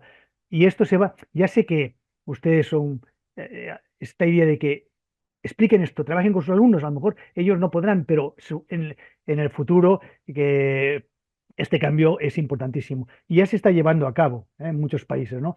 Viendo otra mirada de enseñar a los alumnos de las escuelas, ¿no? E institutos, ¿no? También la universidad ha de cambiar, que también no quiero decir nada, pero también la universidad también se ha de cambiar mucho, ¿no? Bueno, no sé si he respondido, pero he aprovechado para decir cosas nuevas. Sí, totalmente aprovechable y significativo. Le traslado 2 comentarios y una pregunta que creo que está un poco vinculada a la respuesta que recién nos daba para pasar después a otras. El comentario dice, muy interesante la evolución que presenta sobre las concepciones paradigmáticas en investigación en educación. Introducir la investigación en formación de docentes es una cuestión medular porque pone en marcha procesos de relación con los referentes teóricos, la pertinencia en las propuestas educativas, nuevas maneras de comprender los contextos particulares de trabajo y las singularidades de los estudiantes. Muchas gracias. El segundo dice, en nuestro contexto rioplatense, seguramente las dictaduras constituyeron momentos en que gran parte de las perspectivas ligadas al paradigma de investigación se vieron obturadas.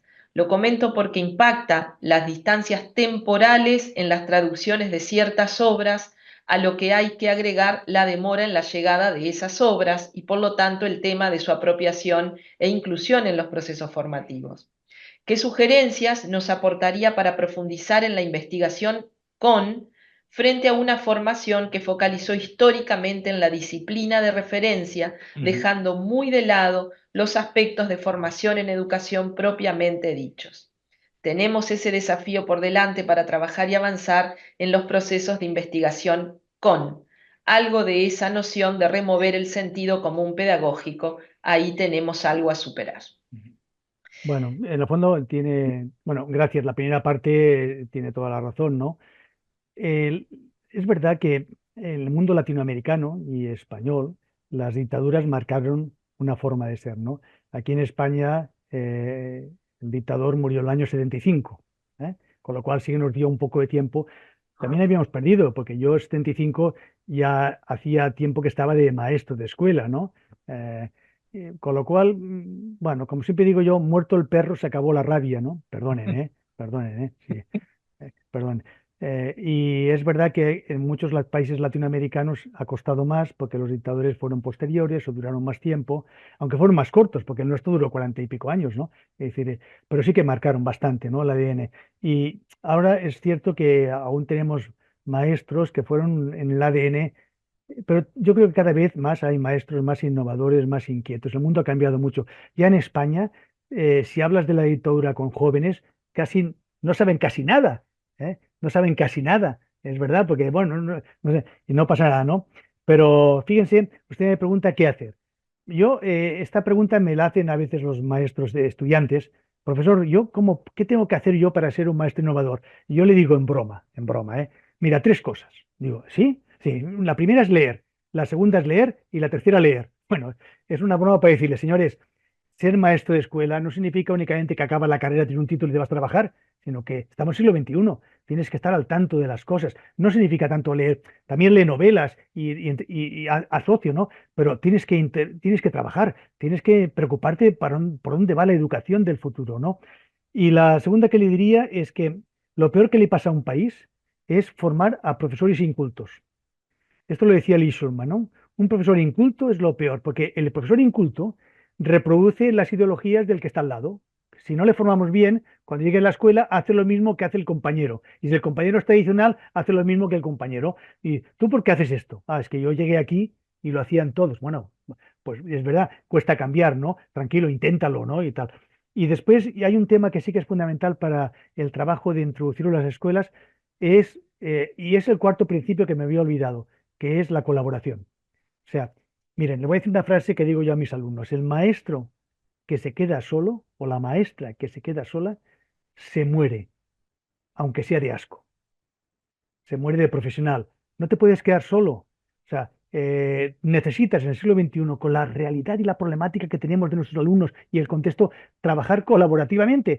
Es que, como decía un catedrático que me enseñó esto, decir, estáis condenados a trabajar juntos. Decía, estáis condenados a trabajar juntos. Pues esta es la frase, ¿no? Es decir, el tema de la colaboración.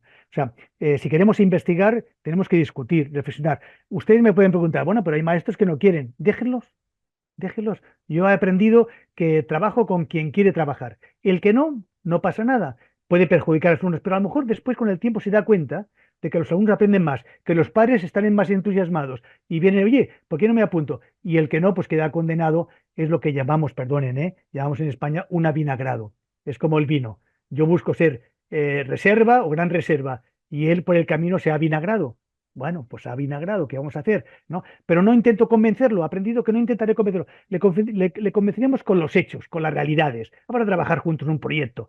Porque fíjense, les comento una cosa en formación que aprendimos hace años, que es que antes pensábamos que formamos a los maestros y después irían a las escuelas a hacer un proyecto de innovación.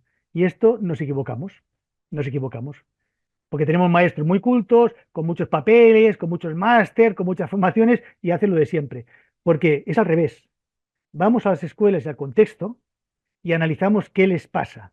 Y a partir de aquí hacemos un proyecto de cambio. ¿Cómo? De forma conjunta. Y esto es lo que llevamos. O sea, la innovación se desarrolla cuando trabajamos una situación problemática y decimos, oye, este problema tenemos que solucionarlo. Vamos a analizar. Fíjese, si es investigación, vamos a recoger datos. ¿Qué está pasando a estos chicos? ¿No? Vamos a mirar de dar una solución. Vamos a aplicarla. No vamos a discutirla. Vamos a llevarla a cabo. Vamos a reflexionar. No funciona. Que revisamos, ¿no? Esta idea del espiral, ¿no? De la espiral, ¿no? Pero yo creo que si usted me pregunta, aparte de leer, leer y leer, que es una broma, es decir, señores, es la colaboración. El maestro que se queda solo, se muere solo profesional, aunque sea de asco.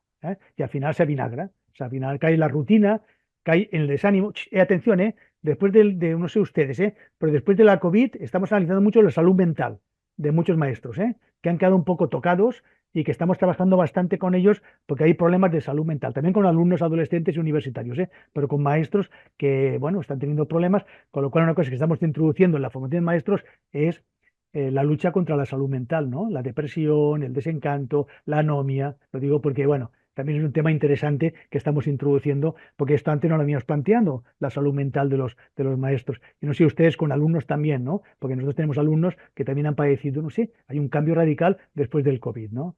Cada país tiene su contexto, ¿no? Bueno, ya está, ya está. La pregunta que te traslado ahora creo que encuentra respuesta en lo que recién nos acaba de compartir, pero cumplo en hacerla. Dice, hasta ahora no se ha mencionado acerca de los equipos de investigación. Considero que deberían ser interdisciplinarios, tener estabilidad y posibilidad de encuentro. No es solo cambiar el espacio. ¿Cuál es su opinión? ¿Está de acuerdo conmigo? A ver, le voy a decir la frase que digo yo, si me preguntan esto. Mire, señor, el maestro, la maestra ha muerto. Ha muerto. Viva el equipo docente. ¿Vale? Esta es la frase. O sea, la investigación aislada no tiene está comprobado, no tiene resultados como la innovación colectiva de un proyecto. Porque pasa esta fase de la innovación institucional, que no lo he explicado bien, ¿no? La innovación de investigación privada queda para ti, que a lo mejor eres un gran maestro o una maestra muy innovadora, pero eres tú la innovadora, que te vas, te mueres, te jubilas y te lo llevas, así está el país. Si hacemos un equipo docente de trabajar investigaciones colectivas, yo me voy, me muero, me jubilo y la investigación queda en la escuela. Y esto se llama innovación institucional, no experiencia de innovación, que tenemos muchos maestros innovadores, pero la escuela continúa igual. Esto hace años que lo dijo Boland. Digo, ¿qué está pasando? Estamos invirtiendo muchos recursos, estamos invirtiendo mucho dinero, estamos invirtiendo mucha formación y la escuela continúa siendo lo mismo. ¿Pero qué está pasando? Solución, contexto y equipos y colaboración. Trabajar y escuela, comunidad de cambio. Esta es la solución hoy día. Si no, hay mucho maestro innovador, pero la escuela continúa siendo lo de siempre, ¿no? Con lo cual, si aplicamos esto a la formación de enseñantes, les han de enseñar a trabajar conjuntamente, desde el primer día, ¿eh? Para que aprendan a discutir discrepancias, a pensamiento crítico, a trabajar conjuntamente. Nosotros lo hacemos, ¿no? Y monten seminarios que ellos trabajen conjuntos fuera del aula, como aula inversa, donde han de leer, preparar un documento y presentarlo a la clase. Hagan cosas de estas para que los alumnos aprendan a que es importante trabajar conjuntamente, no aislarse. Y esto indica discutir, discrepancia, no está de acuerdo, pero es la vida, como la vida, ¿no? Es como la vida misma, ¿no? Bien, dos preguntas o tres que se asocian al tema, ¿qué sucede cuando el docente no tiene experiencia en procesos de investigación? Sí. Este es un problema que tenemos actualmente en la práctica. Como no recibieron experiencia de investigación colaborativa o investigación-acción, le faltan instrumentos. Y esto es un problema, porque a veces no se investiga porque no saben cómo hacerlo, ¿no? O sea, aprendieron en esa época pues asignaturas de estadística o investigación que no han utilizado o se han olvidado, ¿no? Es como dice un compañero, mi ser se levanta cuando entrego el examen. Un alumno decía, mi ser se levanta cuando tengo un examen y me olvido, ¿no? Bueno, es igual una broma y me olvido, ¿no? Del examen, de lo que aprendí, ¿no? Pues en el fondo aquí tenemos un problema en todo el mundo, ¿eh? de la generación anterior de maestros que no recibió formación en investigación-acción, resulta que les faltan herramientas intelectuales y técnicas para trabajar. Aquí lo único que se puede hacer es formación. O sea, hacer una formación que no es muy larga, no hace falta un máster, sino coger ciertas lecturas y cierta formación, intercambio, sobre todo de estrategias de recogida de información, porque no les falla a veces la reflexión. Lo que les falla en el proceso de investigación, a ver, hay dos tipos de investigación que les voy a plantear en formación. Una es el modelo de desarrollo, mejora y de la enseñanza, y otro el modelo indagativo. El modelo de desarrollo y mejora de la enseñanza es un modelo que no es de investigación, es de proyectos. O sea, los maestros se juntan, analizan un problema y elaboran una propuesta de cambio y la llevan a la práctica. Fíjense que falta un paso, ¿no? El modelo indagativo, el paso que falta es recoger información. O sea, el otro no. Por eso, en el mundo, actualmente, en la mayoría de escuelas, por este problema que tenemos de desconocimiento de instrumentos intelectuales de investigación-acción, utilizan el modelo de desarrollo y mejora. O sea, tenemos un problema, vamos a dar una solución directamente y lo experimentamos. El indagativo, como comporta recogida de información, reflexión tutorizada y a veces algún experto que te ayude en el tema, cuesta mucho y es, por desgracia, el que menos se utiliza. Pero los dos son válidos, están considerados como los mejores, el de desarrollo y mejora de la enseñanza o el indagativo. Lo que pasa es que el indagativo necesita esta formación, sobre todo cognitiva, de intelectual, de instrumentos para recoger información, para analizar. Pero tampoco es fácil, no es tan difícil esta formación, pero bueno, a veces los maestros no tienen tiempo y pasan directamente al modelo de desarrollo y mejora de la enseñanza, que es elaborar proyectos, directamente. Bien, le traslado otra pregunta. Dice, coincido con usted con respecto a las complejidades en la investigación educativa, aquellas perspectivas sociolingüístico y o temáticas relación familia-escuela que no son prioritarias y tienen el desafío de sostener el espacio. ¿Podría compartirnos cuál es la realidad en vuestra universidad? Bueno, en nuestra universidad, que es Barcelona, y puede generalizarse a las públicas, que son unas cuantas, ¿eh?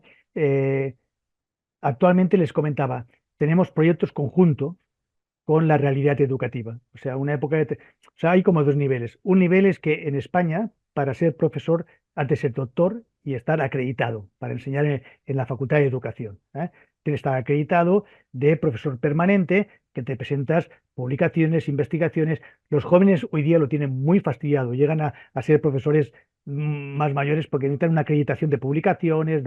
Aquí hay un nivel que está muy criticado, que las publicaciones son de impacto y de impacto significa JCR bueno, bases de datos en inglés predominantemente que has de publicar. Y esto está criticado porque se está abriendo que no puede ser, ¿no? O sea, son publicaciones que no llegan a los maestros. Pero esta es una parte que es la acreditación. Pero sí que es cierto que hay una investigación en la práctica que muchos enseñantes que forman maestros trabajan en la práctica con escuelas y territorios y maestros, a veces voluntariamente y a veces subvencionados por el propio gobierno, ¿no? Que abre convocatorias de trabajar profesores de universidad, en el caso nuestro, ¿no? Acreditados, que son permanentes, permanentes, pues a hacer investigaciones con maestros en la práctica. Y después nuestra facultad tiene, en el primer nivel del modelo profesionalizador, tiene un consejo de apoyo, de gobernanza y apoyo de de maestros egresados, de colegio profesional de maestros, de gente comunidad. O sea que tenemos un consejo que se reúne una vez cuando el decano o decana quiere, ¿no? Para pedir opinión sobre lo que está pasando. Y ahí entran los egresados, maestros en práctica, colegios de profesionales del maestro, que tenemos uno, comunidad y tal, ¿no? Es abrir un poco el abanico porque todos somos conscientes y somos muchos, maestros formadores, nosotros tenemos miles de alumnos, ¿no? Y tenemos muchos formadores de maestros, de que el contexto que nos rodea es fundamental. Es fundamental. Y además lo estipulamos porque hacemos maestros en Barcelona, en Girona, en Lleida, en Tarragona, y cada uno tiene su especificidad y asignaturas especiales a veces del propio contexto. Por ejemplo, hacemos una especialista en el mundo rural que enseña a maestros de la ruralidad, que a veces en España no había, cosas, ¿no? Porque muchos maestros van hoy día bueno, al mundo rural, del Pirineo, ¿no? Bueno, que decir que la idea esta de contexto es fundamental. Y esta idea que les he introducido de maestro comunitario va por aquí, ¿no? Enseñamos a nuestros alumnos de que es fundamental que trabajen con la comunidad. Pero bueno, yo creo que lo más importante es la abertura de proyectos comunes con comunidades, también temas sociales, ¿eh? Temas sociales, temas educativos, con escuelas, ¿no? Eh, y está subvencionado con un límite poco, porque no hace falta mucho dinero para ello, ¿no? Pero hay de todo también, ¿eh? No piense que estoy viendo una falta, hay de todo, ¿eh? Hay avinagrados, también hay mucho avinagrado también por ahí que hace lo de siempre y tal, ¿no? No piensen ustedes que todos pensamos lo mismo, ¿no? Hay gente. Pero bueno, nos respetamos. Haz lo que tú quieras, te equivocas. Yo siempre digo, vas con certeza por el camino equivocado. Allá tú, ¿no? Doctor, le traslado las dos últimas preguntas que creo Venga. que vienen en el mismo sentido. La primera dice, es un placer escucharlo y leerlo, y dice, ¿qué referentes españoles o europeos claves actuales nos recomienda para la lectura sobre investigación formativa que se esté realizando? Y la segunda dice, nuevamente ha sido un placer escucharlo, tal vez es un abuso, pero ¿podría orientarnos con bibliografía sobre el modelo indagativo? Pues sí, es que ay, yo le diría, bueno, hoy día hay muchos textos de investigación cualitativa, pero práctico, por ejemplo, un libro imprescindible para mis alumnos es STAKE, la investigación con estudio de casos, ¿eh? El de Stake. Este es un libro imprescindible, porque ahí explica cómo los maestros trabajan muchas veces en escuelas con estudio de casos, ¿no? Casos grupales también, ¿eh? Pues de Stake es un libro fundamental, ¿no? El de Donaldson, el profesional reflexivo, tiene una parte interesante. Que recom- Sí, también recomendable, recomendable. No hace falta mucha bibliografía, porque ahora también trabajamos con textos antiguos. Estos libros, por ejemplo, el de Ángel Pérez y Pepe Jimeno, es un libro importante para nosotros, ¿no? Estos dos capítulos, los paradigmas. Esto lo trabajamos con alumnos, hacemos una fotocopia para ellos y entonces trabajamos los diferentes paradigmas, ¿no? Para introducir el tema, ¿no? Los criterios de rigor es diferente, ¿eh? Porque el tema de criterios de rigor ya más para maestros, ¿no? Cuando se hace una investigación, el grupo dice, vamos a aplicar los criterios de rigor que dice Guba y Lincoln, ¿no? Pero ahora sí de memoria habría de ir a mi biblioteca que está aquí y decirles a ver, que recuerde, este de dentro y fuera también es interesante. Ahí no recuerdo el autor, lo he puesto. Y después hay otro libro que se llama El profesor intuitivo, que esto es nuevo. En Estados Unidos eh, eh, han trabajado mucho no podemos negar que ellos no son más inteligentes que nosotros, pero son muchos más, y más dinero. Entonces, han trabajado mucho el tema del profesional reflexivo y ahora están trabajando mucho el profesional intuitivo, que es un libro que apareció en español, que ahora no recuerdo, te ir a buscarlo, pero es bastante reciente, que es interesante, ¿no? Del autor, ¿no? Pues serían textos para nosotros interesantes de cosas muy nuevas, ¿no? El tema de Steak sería, ¿qué tal? Después de investigación cualitativa hay, hombre, si quieren recuperar libros antiguos, está John Elliot, La investigación-acción, ¿eh?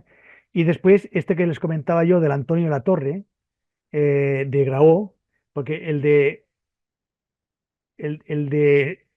John Elliot, La investigación-acción, es de Morata, pero el de Antonio Latorre, La investigación-acción en la práctica, que es un librito muy importante para lectura de maestros, para trabajar, es de Graó, de unos cuantos años hace.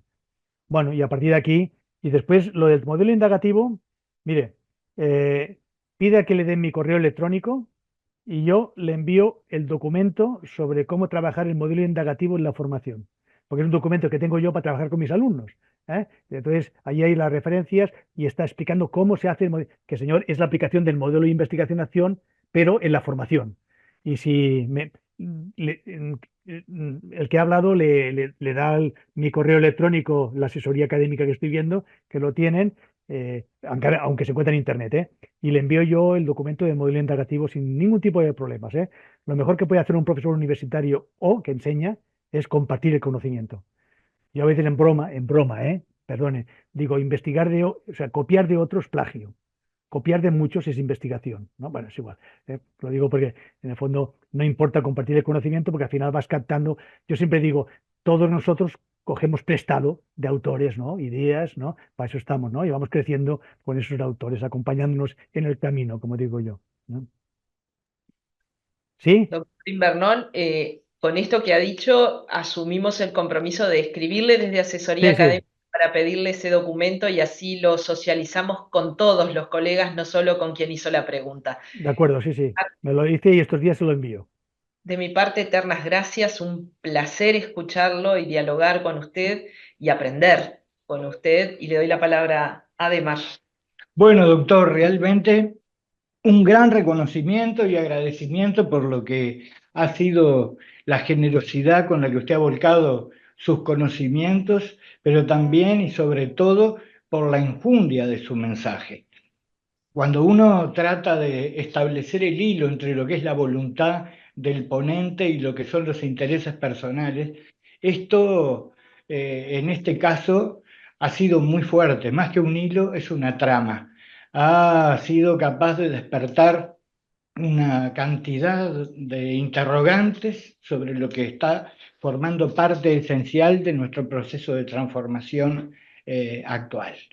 Desde lo que es para nosotros la función principal desde el punto de vista social de los nuevos docentes, hasta cuestiones mínimas relacionadas, o no tan mínimas, pero distantes de esta, como pueden ser las organizaciones escolares.